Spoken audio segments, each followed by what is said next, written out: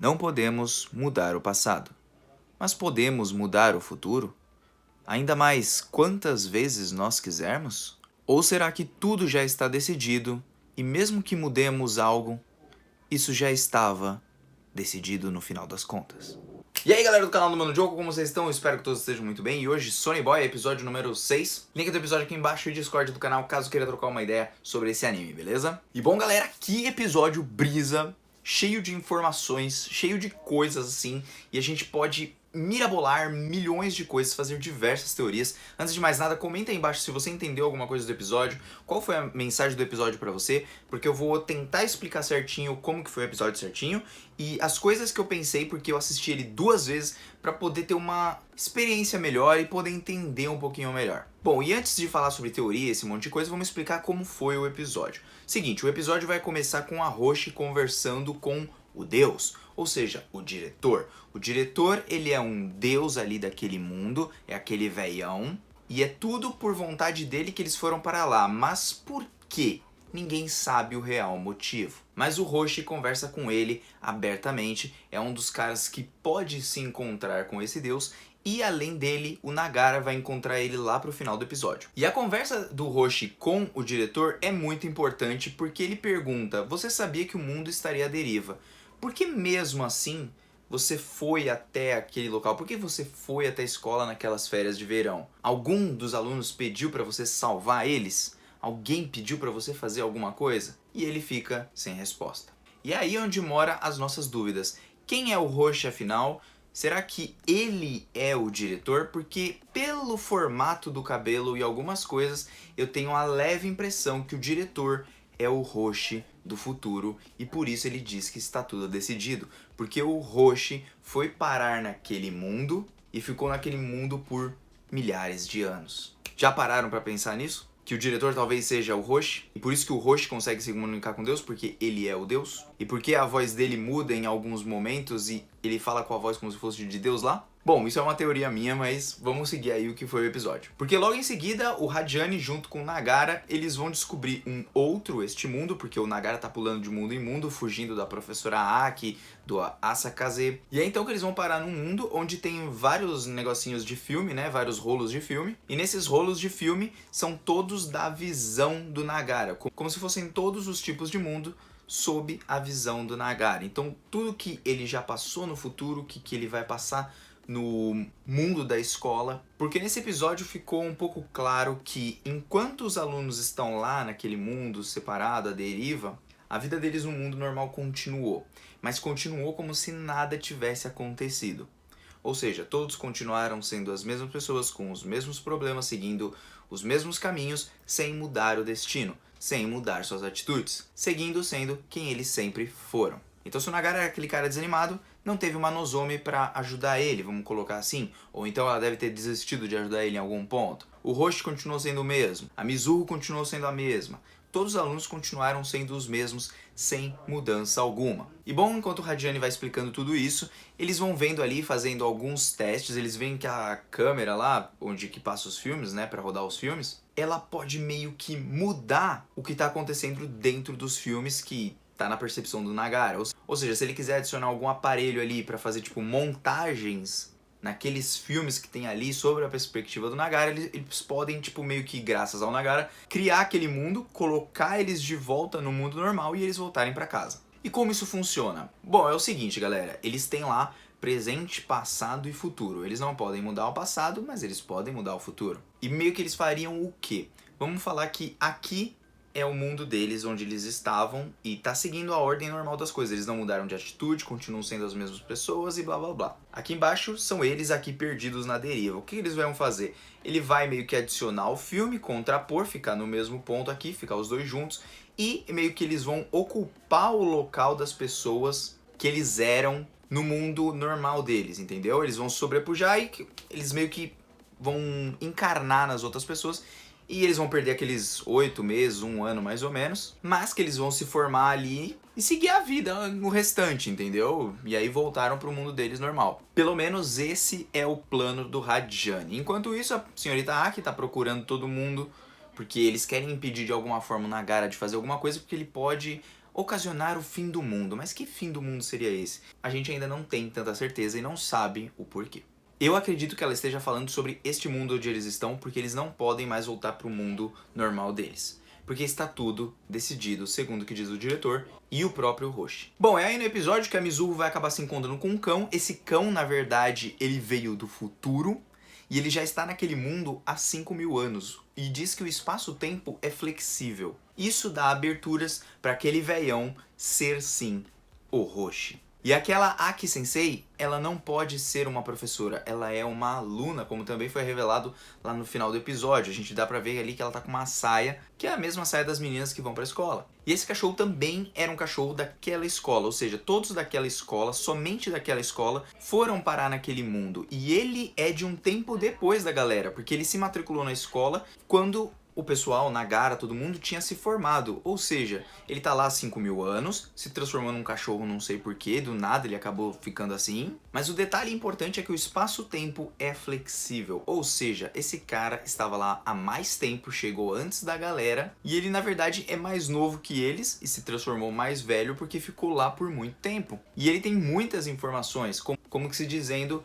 pô, vocês ainda têm tempo. Porque tem uma certa regra, na verdade, que 8 meses de vida podem ser alterados e tudo mais. Então, tipo, como ele ficou lá há 5.000 anos, passou desses 8 meses, então ele meio que perdeu tempo, ele não tem mais tempo pra voltar. Porque outros, como ele, também tentaram voltar, mas sem sucesso. E onde estão essas pessoas? Não sei. Só sei que o cara tava vivendo na floresta. Bom, enquanto isso, a Nozomi vai lá, conversa com o Roshi.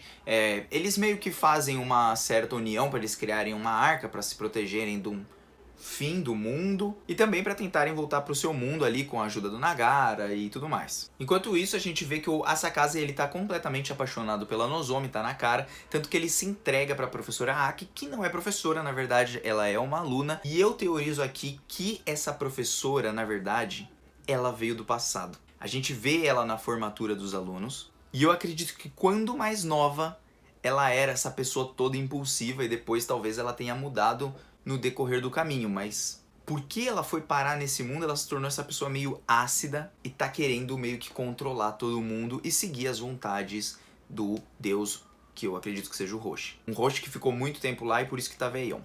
Então, para explicar de uma forma bem simples para vocês conseguirem entender assim, o que aconteceu? Essa professora, quando mais nova, quando era aluna, ela foi parar nesse mundo. Ela era uma pessoa boazinha e tudo mais, só que com o tempo ficando lá, deve ter bisbilhotado a cabeça dela, e ela ficou essa pessoa arredia. Então sim, ela é a professora da galera, ela é a Aki que vai se tornar a professora, só que é uma Aki mudada, assim como os próprios alunos. Porque se você for ver eles lá no futuro, o Nagara continua sendo o mesmo, a Nozomi simplesmente morreu, a gente não sabe porquê, a Mizuho continua sendo a mesma, o Kapp continua sendo o mesmo.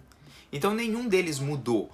O que fez eles mudarem foi eles ter caído nesse mundo. Bom, eles vão tentar fazer esse plano diretor, no final das contas não dá certo, eles acabam entrando lá no mundo deles de volta, só que é como se fossem fantasmas, porque eles não conseguiram assumir a sua forma dentro do próprio corpo.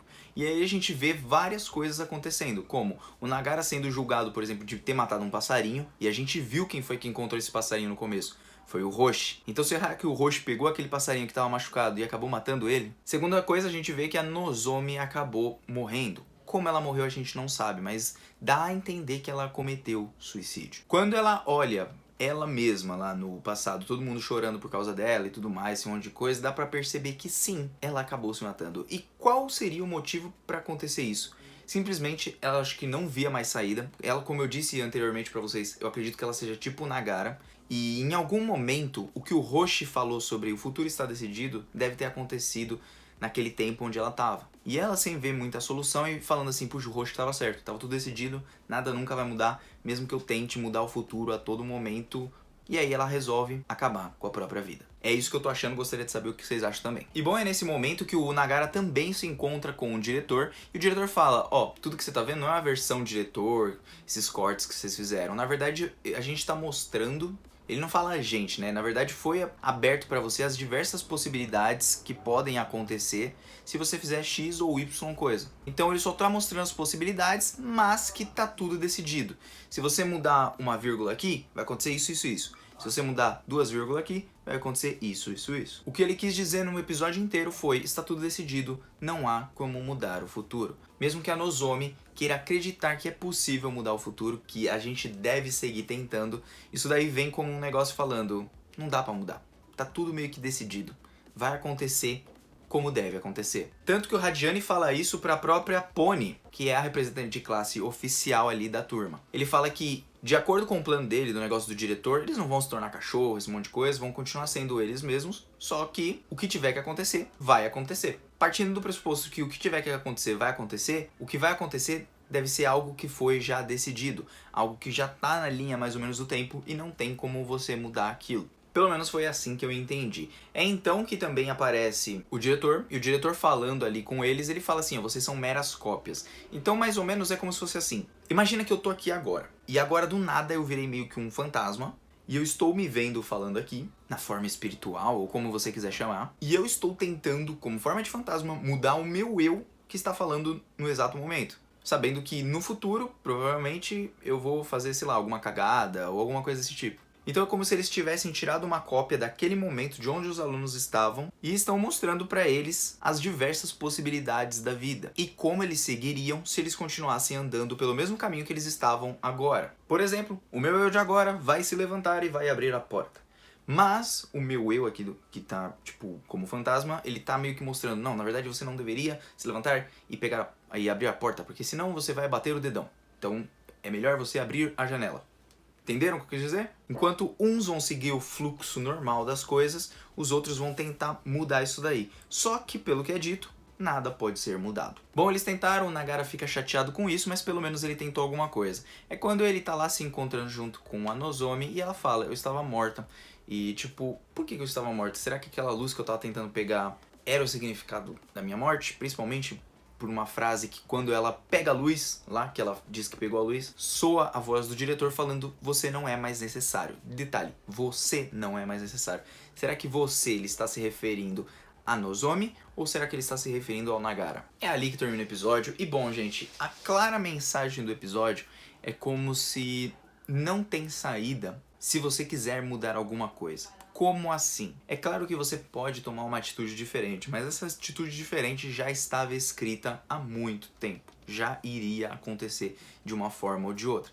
Enquanto a Nozomi, ela tenta mostrar pra gente que não, há diversas possibilidades de acordo com o que você vai fazer. Só que todas essas diversas possibilidades já estavam decididas. Ou seja, já estava decidido que você ia escolher comer maçã ao invés de pera. Mesmo que você pense na hora e falar assim: ah, em alguma outra realidade eu escolhi pera. Mas não, se você sempre escolheu a maçã. Entenderam o que eu quis dizer? Estava sempre tudo decidido. É como se eles dissessem isso pra gente. E o fim do mundo que eu acho que eles estão querendo se referir é o mundo onde eles estão agora. Porque se eles voltarem, vamos falar assim, pro mundo deles, é como se eles estivessem destruindo este mundo, como eles gostam de chamar. Creio eu, pelas falas da Roshi, pelas falas da Aki, pelas falas do diretor, que eles querem preservar este mundo onde eles estão, com esses poderes, com esse monte de coisa. Ou seja, todos querem continuar estagnados.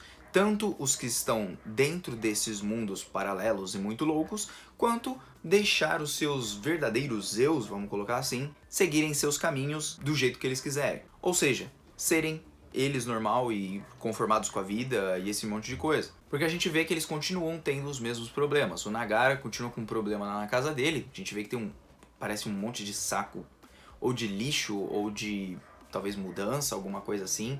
A gente vê que a Nozomi morreu, e o detalhe é que a Nozomi é a única estudante que tem uma roupa diferente dentre todos os alunos. O que significa que talvez ela não tenha durado tanto tempo assim. Talvez ela tenha morrido não antes da graduação, mas até bem antes. E detalhe que ela sabe o porquê que ela fez isso. A eu de hoje dela sabe por quê. E a partir do que eles foram transformados nesse mundo, talvez no momento de mudança da cabeça da Nozomi, dela pensar: puxa, encontrei o Nagara, um cara que é parecido comigo. Esse mundo proporcionou pra ela meio que uma segunda chance, ou um segundo pensamento, uma chance dela mudar, de fazer as coisas diferentes, ou de pensar diferente. Já que ali poderia ser um mundo imaginário como um sonho, e ela poderia fazer o que ela quisesse. Isso abriu as possibilidades pra ela, já que no mundo normal deles, ela não via essas possibilidades. Pelo menos não naquele momento, até eles serem transferidos para este mundo.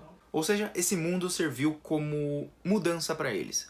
Era como um sonho onde você acorda dentro do sonho e você pode fazer o que você quiser e você toma atitudes totalmente diferentes do que se fosse na vida real. E talvez a mensagem de tudo seja: continue tentando mudar, porque o futuro na verdade não está decidido. Ou talvez seja uma visão mais pessimista, onde nada vai mudar de qualquer forma e não importa o que você faça, vai sempre seguir a linha do que já estava decidido no final das contas. Bom, foi isso que eu entendi de tudo, galera.